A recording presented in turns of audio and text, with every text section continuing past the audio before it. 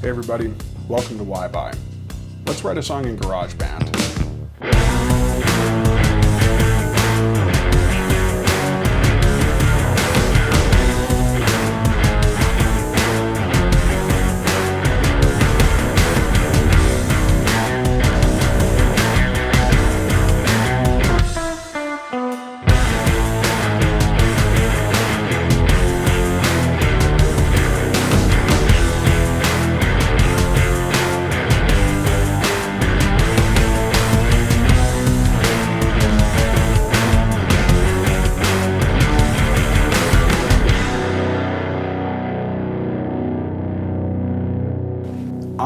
I've opened up a preset vocals recording that I just use. So anytime I write an instrumental and I want to do vocals, I already have everything saved how I like and the different layers that I use. And you can see there is a lot going on here, but again, it depends on the application of what part of the song, what style of song, and so forth. So, and you don't need a very expensive microphone, but it does help to have one that actually can record quality audio because you can do a lot with it and you can really expand your voice and create that really professional sound. This is the one that I use now, and you know, the quality is awesome. I think it was like $300.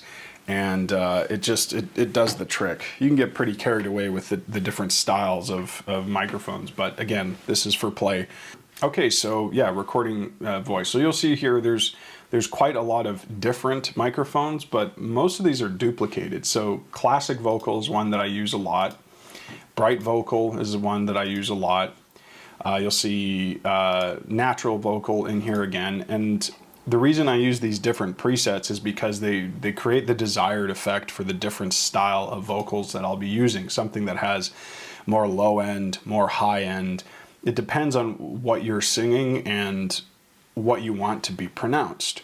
I've seen a lot of musicians do this. I don't know if a lot of people do it or not, but it's a great way to kind of give that bigger sound for vocals. And there's something about the imperfection of layering vocal tracks that is very pleasing to hear. You might agree, you might disagree, but I think that, you know, especially for rock music or music that I like, you can kind of tell in the final tracks, it almost sounds, something's just slightly off. It's not bad, it's not wrong, it's just different, and it's really, I don't know, intriguing, and it kind of holds the listener's interest.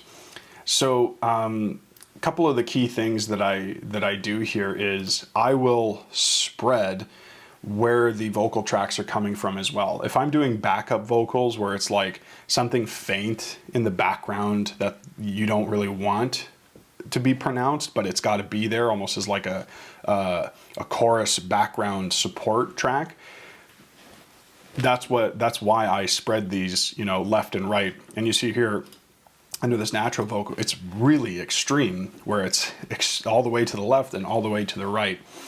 And again, this is a very time-consuming process if you're going to be layering a lot of vocals over each other, but it's worth it because you can augment and change individual recordings to give the desired effect. Because one thing that I've noticed after recording for better part of a couple decades now, you see that when the vocals are matched with the instrumental, there might be portions of the instrumental that are overpowering or too weak, where you need to change how the vocals sound in conjunction with that. So it really helps to have variety to be able to kind of pair it up. If you're just doing this for the first time, yeah, maybe just do one or two vocal tracks and start with that. So now that you kind of have your preset for your instrumental track, your preset for your vocal track ready, you can just jump into it and start songwriting. And well, let's do that. So when you're writing music, everyone's got their own style, everyone has their own ideas, and how they come about is totally subjective. What I do typically is I'll start with a drum pattern or a drum setup that I like, that has the right beats per minute, you know, just like if I want the tempo to be set that kind of sets the energy for the song. And then it's just a matter of kind of, you know, you need something that's going to be an introduction, you need something that's going to be a verse, and you're going to need something that's going to be a chorus. And I always start with the introductions because that's where you kind of create a hook for the song. If the hook ain't good, then, you know, the song's not going to grab people's interest right off the bat. So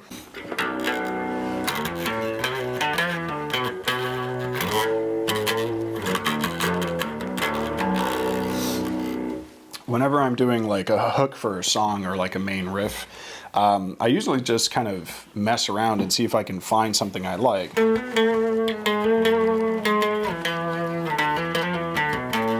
Again, we're just kind of playing around, having some fun.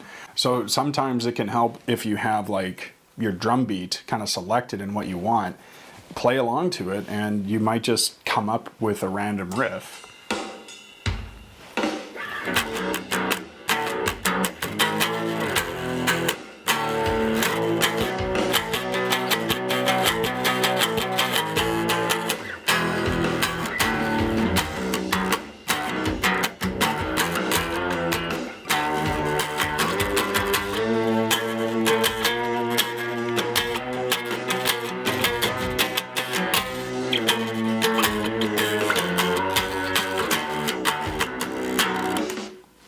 Something there.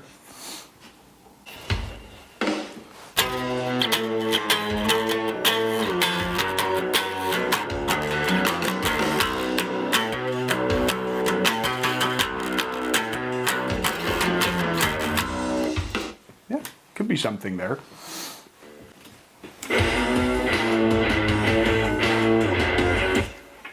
Let's do the intro. So typically for introductions, you know, I don't want to just throw people into the song right away. I kind of want to set the tempo, the beat, right off the bat. And you know what? Let's add a loop beat to help with the acoustic drum kits.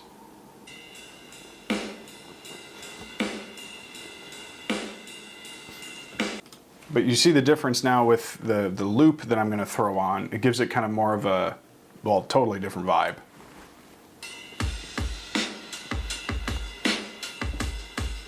I don't mean to be grooving, but sometimes you got to get into it.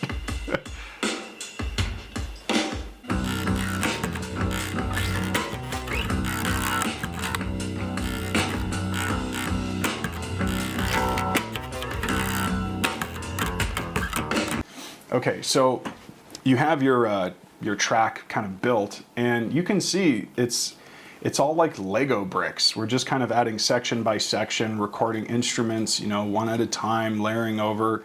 Again, it's about creating something that sounds really good and that is totally unique. And with these crutches or supports, you know, with the AI drums and the loops mixed in, you really get this unique instrumental that is like, it blows people's minds. Like, wow, you did that? It's like, yeah, it wasn't hard.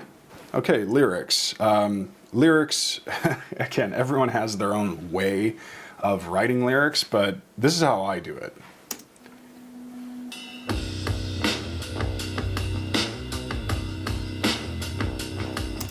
I basically go to the section I know I wrote for the verse, and I kind of just, you know, start from there.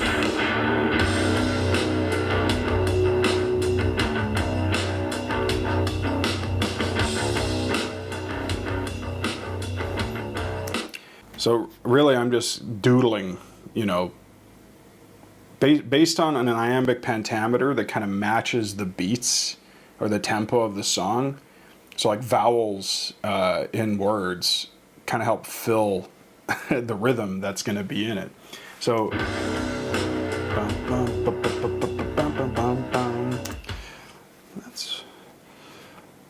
let's try to write a brand new song. There's a theme, so in this case it's a demo of how to write a song in GarageBand, so work with that. So yeah, let's try to write let's try to write a brand new song.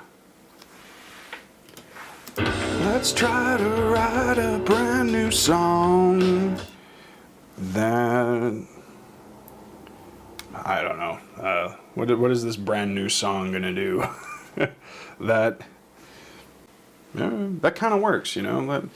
Let's try to write a brand new song that we can learn from. I don't know.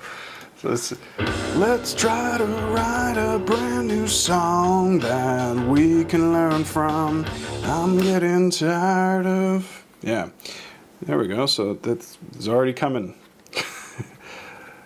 I'm getting tired. Sometimes when you write, you know, if the lyrics are too complicated, good luck singing it.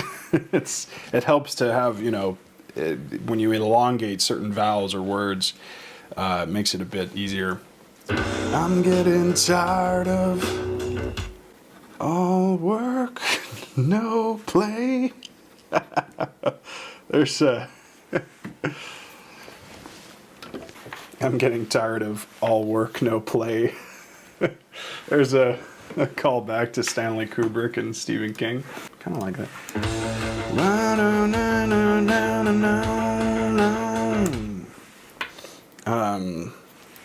Running away. See if that works. If I feel like running away, I know I can. If I feel like running away. Again, what's the theme here? I feel like running away. No kidding. Chorus time. This chorus is always tricky. It's got to be like simplistic enough but potent enough where it's not just like a waste of time.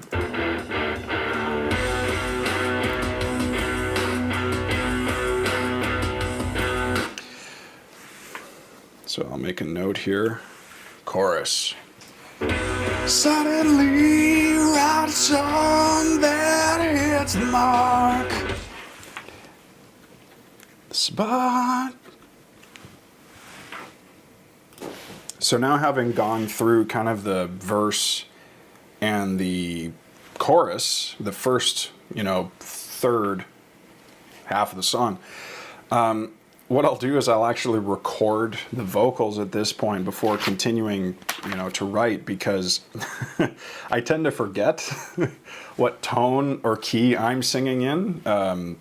So at least this way I can like get it down, and you know, then I'll just keep writing more lyrics, because really the hard part is done, like knowing the tempo and how many words and kind of the flow of the narrative here.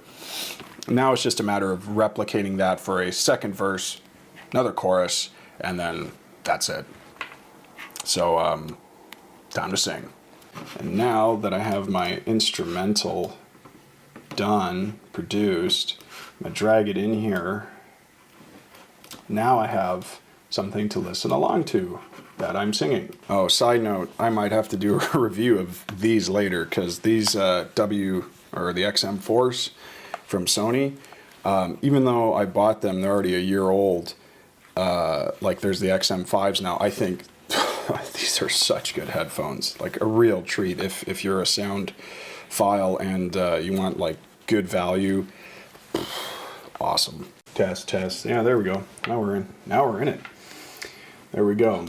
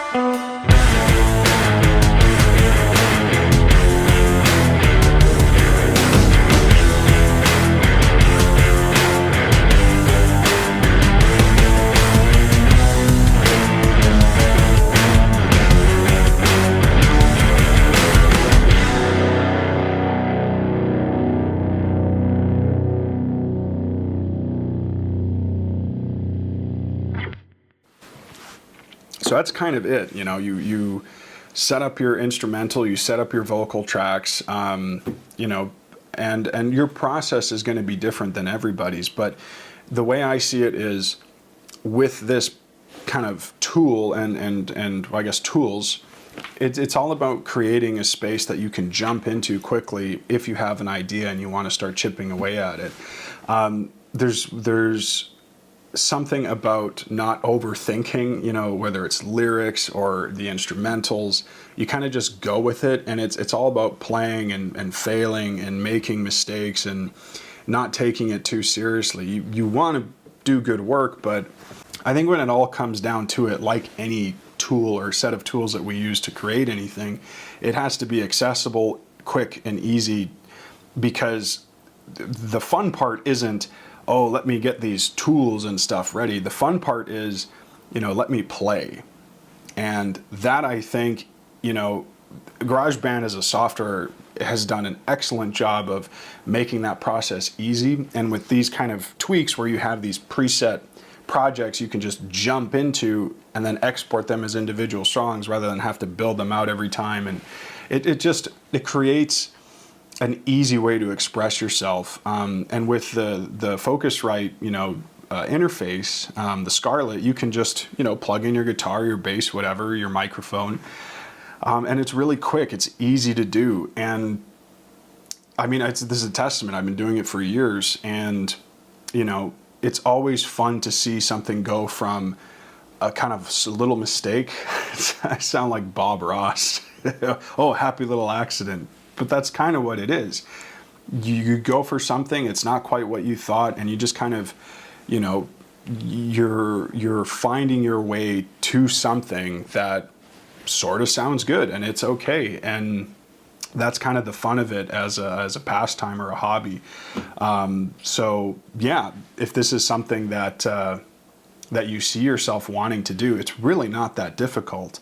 And even at a professional level, like, people would be hard pressed to know that you used GarageBand to create this kind of, you know, sound and music. And I've done stuff that is, you know, rock music. I've done kind of country style. I've done kind of the hip hop style. I've done, you know, instrumental tracks for commercials. I've done, you know, kind of background music, all the little kind of pop intros for WhyBuy and that sort of thing. Like, it's really not that complicated if you can treat it like play. If you approach it like work, then you're not going to like it. But once you get into it and it becomes easier for you to do, you'll find that you'll wake up at like 7 or 8 o'clock on a weekend and you won't leave your desk, your computer, your setup for like 10, 15 hours, because it keeps sucking you in with, you know, oh, if I tweak this or rewrite that, or if I kind of change this. I think it's so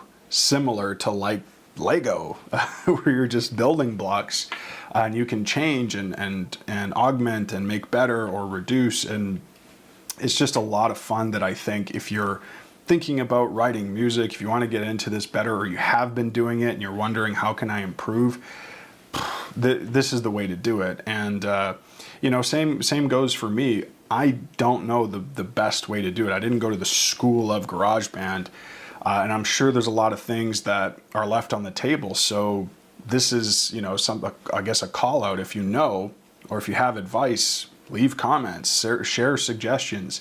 The power of community, if you will, in this kind of stuff has been so helpful for me in the past, just figuring out what I know now.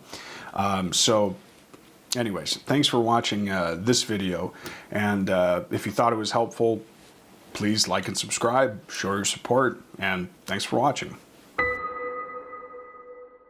You know, I remember when I was just starting out doing this, you know, the songs were crap, mostly, but that's okay. You get better each time you do this. Ooh, fuck that up. Sometimes you got to go back and try again. Another mistake. You just got to keep going until you get it. And I read the wrong part of the page. I'm gonna try that again. It's all trial and error. Ammo to play. Oh, with added sneeze.